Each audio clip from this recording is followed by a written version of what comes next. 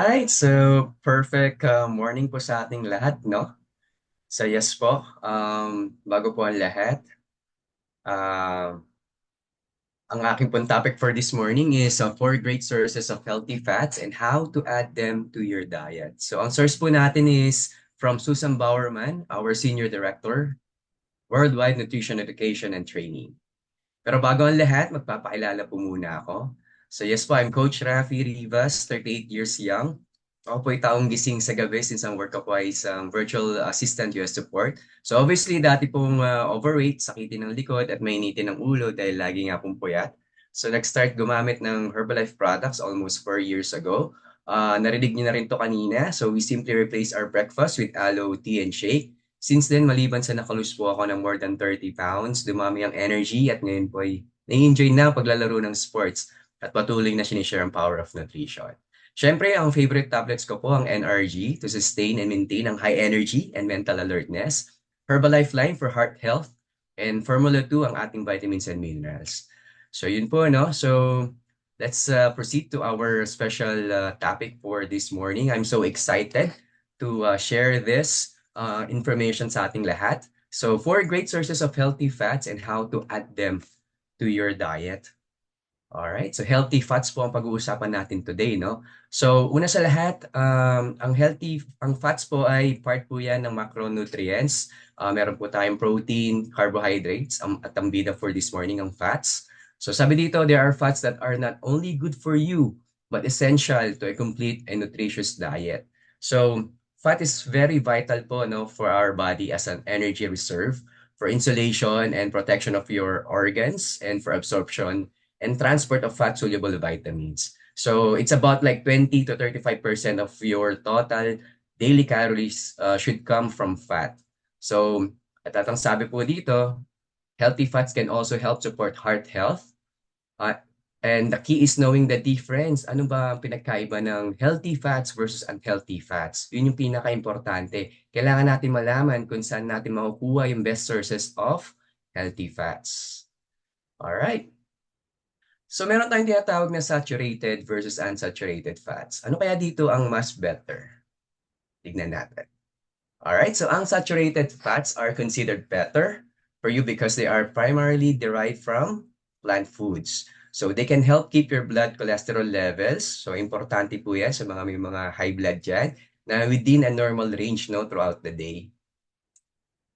Alright, and syempre, ang saturated fats naman are primarily found in animal products. So very common to, no, like butter, cheese, whole milk, and meat. Mga may hilig sa taba ng baboy or taba ng manok.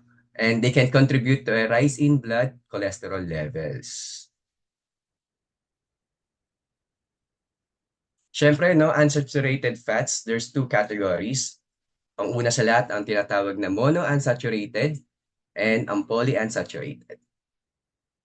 Alright, so ang monounsaturated fats are considered heart healthy when eaten in moderate amounts. So take note po, no, moderate amounts. So in place of the less healthy saturated fats. Ano nga ba mga sources nito? Ito yung mga fats na nanggagaling sa nuts, seeds, olives, olive oil, and avocados. Alright? And ang polyunsaturated fats naman can be classified as either omega-3, very familiar tayo dito, at si omega-6 fats. Both required, but you need them in a proper balance to promote good health. So take note, no, proper balance. Alright, ito yung nagiging challenge natin, no? Minsan, kumakain tayo ng napakaraming omega-6. Ano nga ba yung omega-6? Yan yung mga fried foods, no? Yung mga chicharon, kung ano-anong mga piniprito, snack foods, and sweet baked goods. Tapos minsan nagkukulang tayo sa omega-3, which is yung fish, nuts, seeds, and leafy greens. So may mga iba dito sa atin na hindi mahilig kumain ng isda or seafoods. Alright, so healthy fats and weight management. So keep your calories in check. So we need to be aware lagi to check our calories, no, sa mga kinakain natin, sa mga ini-intake natin. So added fats do add calories. So all oils, regardless of their source, have about, take note, 120 calories per tablespoon pala. No? So ngayon pa lang din to nalaman. Grabe, Ang oil daw ay may 120 calories per tablespoon. Alright, so quick tip lang, small amounts of fat can add a lot of flavor to foods. So use them sparingly and focus on the healthy ones. So yan po yung pag-uusapan natin in the next slides, yung mga healthy fats. So ito po yun, no? Yung top list of foods with healthy fats. So una sa listahan is ang nuts and seeds. Almonds, pistachios, walnuts, and pecans are considered tree nuts. So they have more heart-healthy omega-3s than peanuts. So paano natin siya idadagdag sa ating intake? So a handful of nuts makes a filling snack. When you say handful, yung isang ano lang, no? Isang palad lang natin, no? And try stirring some nut butter into oatmeal, yogurt, or protein shakes, or ang ating F1 shakes, or spread some on apple slices for a quick snack. All right, and then finely ground nuts make a delicious crispy coating for fish or chicken. Pwede rin natin budbud yan sa mga meats natin. Or seeds into your shakes or green salads on top of cooked vegetables, yogurt, or hot cereal. Add nuts and seeds to trail mix. Tahini is a sesame seed paste. Makes a delicious base for salad dressing or sauce. Alright, so sino dito yung madalas gumamit ng olive oil? Type 1 nga po dyan. So yes, very common po ito, no, ang olive oil and olives. So one of the richest sources of heart health, monounsaturated fat. So if the flavor of extra virgin olive oil is too strong for you, so ako hindi rin ako masyadong nag-olive oil because of the taste. Pero you can look for the light olive oils, meron na po yan sa market. So same calories as regular olive oil but a lighter in flavor. So paano natin siya idadagdag sa ating intake, sa ating food? Use olive oil to replace vegetable oils and butter when you cook. So make your own salad dressing with 2 parts olive oil, 1 part lemon juice or vinegar, and a salt and pepper to taste. Alright, so take note, no, use a tiny bit of olive oil to flavor cooked vegetables. So remember, 1 tablespoon is 120 calories. So that's the reason why we need to be aware lagi, no? It's a tiny bit of olive oil lang for flavor. And whole olives to salads, chop olives to pasta sauces, or stir them into whole grain dishes after cooking. And try an olive spread for whole grain crackers. Alright, so pangatlo sa listahan. So again, nabanggit ko kanina, hindi po lahat mahilig sa seafoods. Pero ako mahilig ako sa isda talaga at seafoods eh. So fish fat naturally contains heart-healthy omega-3s, but we don't eat it as often as we should. So like a couple of times a week. So paano natin siya idadagdag sa ating daily nutrition? So meron tayong tinatawag na canned tuna and salmon are super convenient. Available na yan sa market. Flake some tuna or salmon on top of green salad for a quick meal. Frozen cooked shrimp and scallops are easily added to soups or pasta dishes. Also try using fish instead of chicken in some of your favorite dishes like tacos or one-dish meals. Order fish more often when you eat in restaurants. And last sa ating listahan po is ang avocado. It is technically a fruit and a good source of monounsaturated fat. So paano natin siya dadagdag sa ating daily nutrition? Use mashed avocado as a substitute for mayonnaise in tuna salad or egg salad. Mash into guacamole with a little lime juice and salt, but use a cut veggies rather than chips for dipping.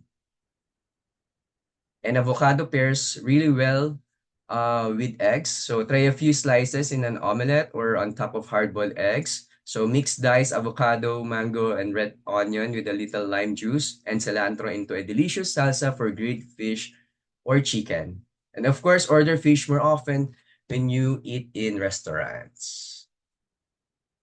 Yan po. Alright, so balikan ko lang ito mabilis, no?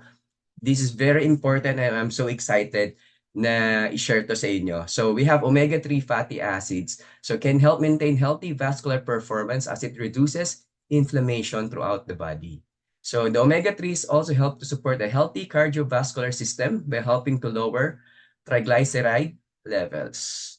Ano pa nga ba yung sinasabi ko? Siyempre, ang ating Herbalife line, no? So, ano ba meron sa ating Herbalife line? So, it's rich in both EPA and DHA, which are the two important components of omega-3 essential fatty acids.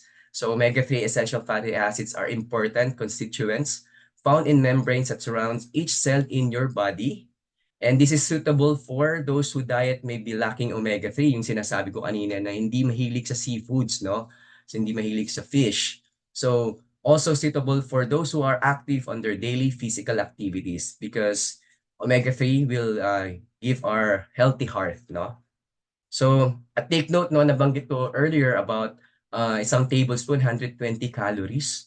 Samantalang ang ating Herbalife line, we only have 6 calories in one soft gel. So, taas ang kamay kung sino ang nagsasabi na ang dali naman pala mag-add ng fat, ng healthy fats daily, no? 6 calories lang. So, type 1, kung sino ang gusto na mag-start, to take ang Herbalife line natin. So kung sino po ang nag-invite sa atin, ang mga coaches natin, ang mga sponsors natin, go back with them and ask them how you can get this Herbalife line. All right. At syempre, I'm so proud to shout out that we are #1 in the world in meal replacement and protein supplements combined, weight management, and well-being and active lifestyle and nutrition. At syempre, sino pa nga bang hindi mapapasay yes to our good nutrition? Bakit hindi? Dahil ang Herbalife has been recognized as a super brand in the Philippines. We have this seal of product quality.